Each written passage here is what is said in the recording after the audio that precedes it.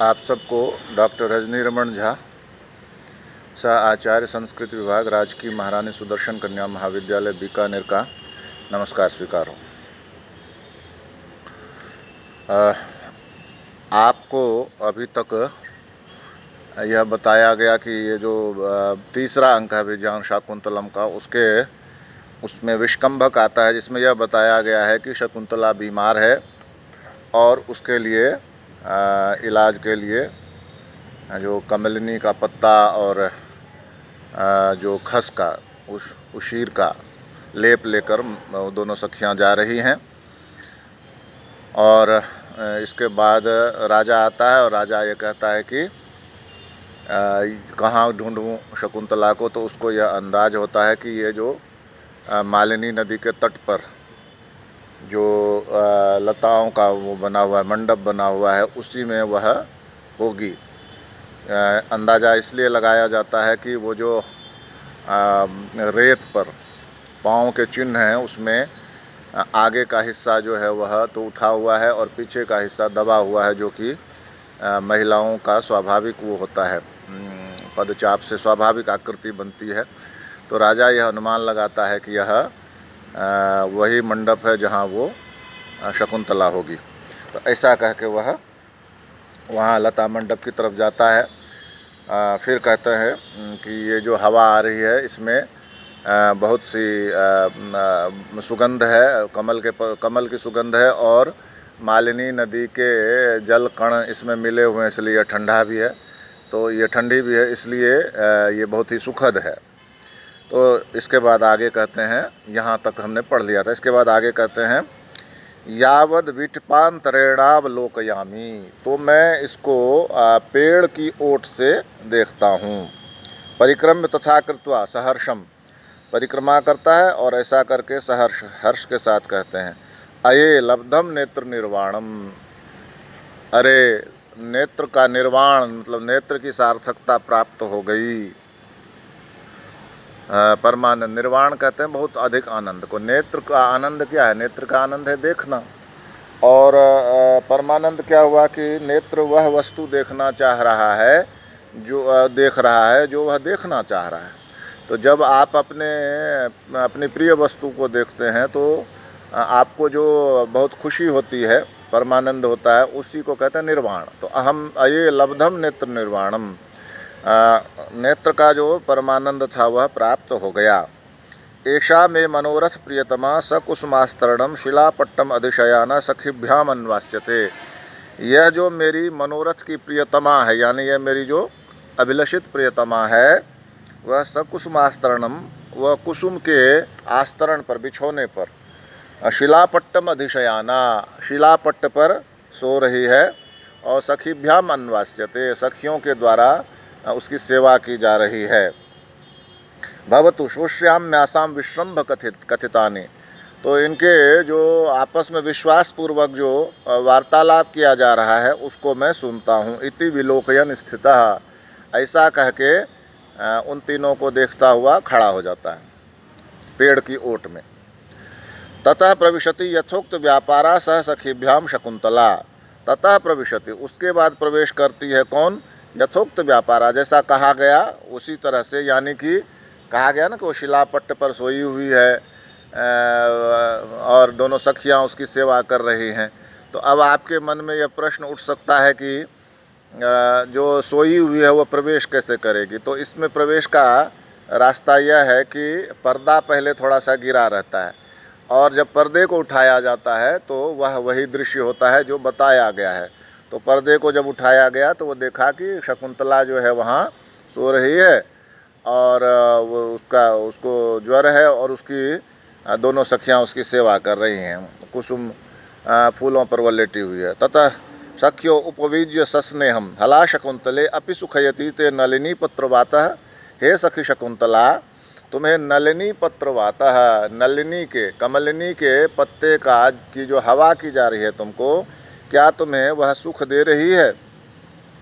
शकुंतला किम दीजिए तो माम सख्यो, क्या तुम दोनों मुझे पंखा झल रही हो, हवा कर रही हो? सख्यो विषादम नाटयित्वा परस्परम अवलोकयतः, दोनों सखियाँ विषाद करती हैं और परस्पर एक दूसरे को देखती हैं। राजा बलवद अस्वस्थ शरीरा शकुंतला दृश्यते। बलवद बहुत ही अधिक अस्वस्थ शरीरा, अस्वस्थ शरीर वाली शकुंतला दृश्यते, शकुंतला दिखाई देती है।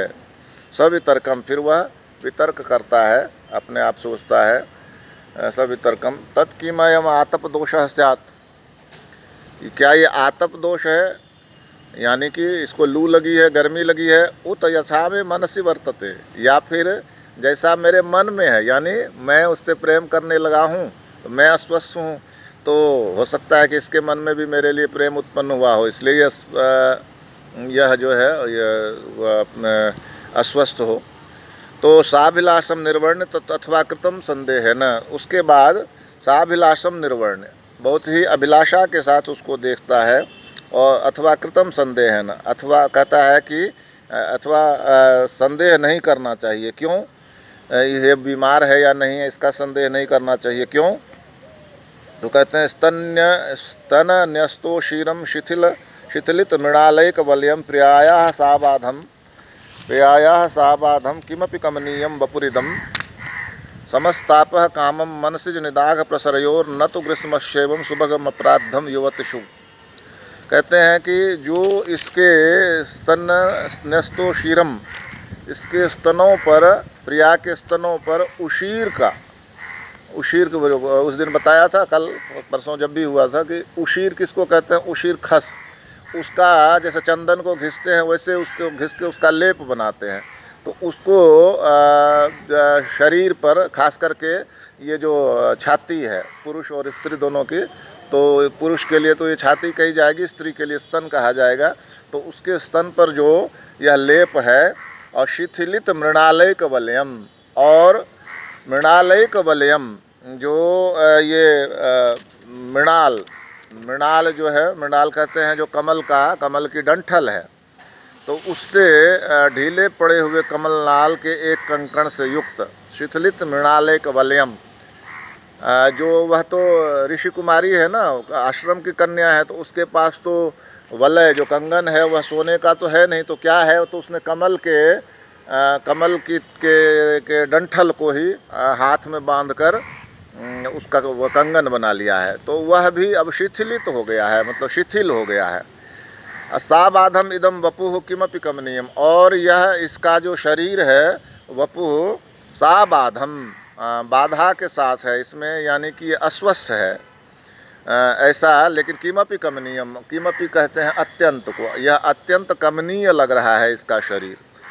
कामम निश्चय ही मनसिज निदाघ प्रसरयोः तापः समः तो युवतषि ग्रीष्मस्य अपराधम एवं सुभगम न भवति, कि कामदेव और ग्रीष्म का, कामम मनसिज निदाघ प्रसरयोः, काम का और काम यानी प्रेम का और ग्रीष्म का ताप जो होता है एक समान होता है।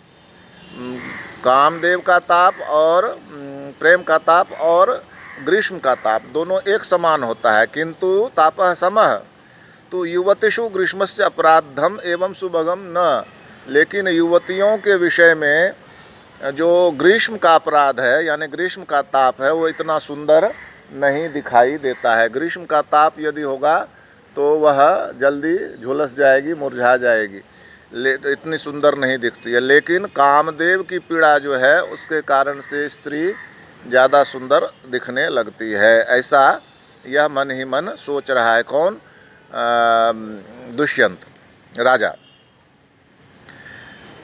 प्रियंवदा जनांतिकम, प्रियंवदा फिर हाथ की ओट से जनांतिक ऐसे करके कहते हैं, यानी कि वो जैसे अकेले में बोल रही हो या फुसफुसा रही हो।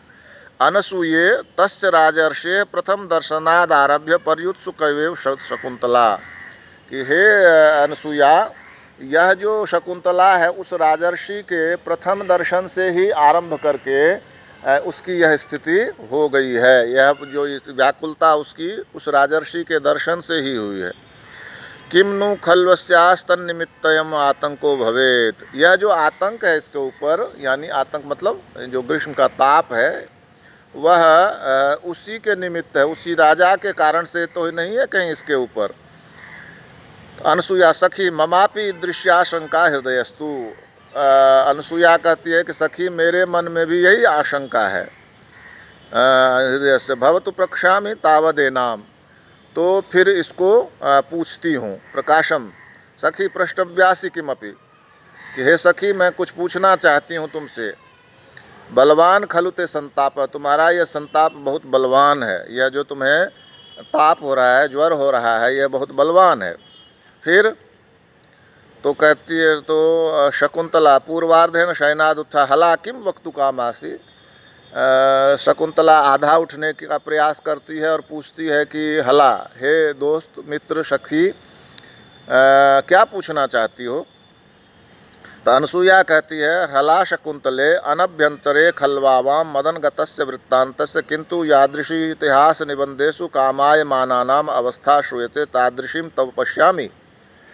कहती है कि हला शकुंतले अनभ्यंतरे खल्वावाम मदनगतस्य वृत्तान्तस्य, हम मदनगतस्य मतलब प्रेम संबंधी वृत्तांत के बारे में अनभ्यंतर हैं, हम कुछ भी नहीं जानती हैं।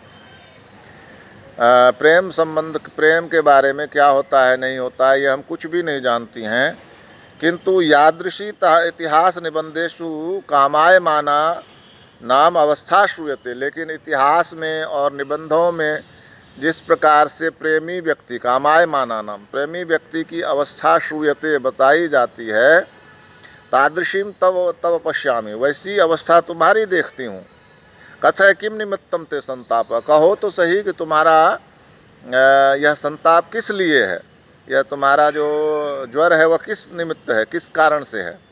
विकारम खलु परमार्थो अज्ञात्वा नारंभ प्रतिकारस्य, विकार का यह जो विकृति है, जो ताप है, जो संताप है, परमार्थतो अज्ञात्वा, बिना उसको सही ढंग से जाने, अनारंभ प्रतिकारस्य, प्रतिकार का आरंभ नहीं हो सकता। जब तक बीमारी को ठीक से जान नहीं लेंगे तब तक उसका उपाय, प्रतिकार नहीं प्रारंभ किया जा सकता।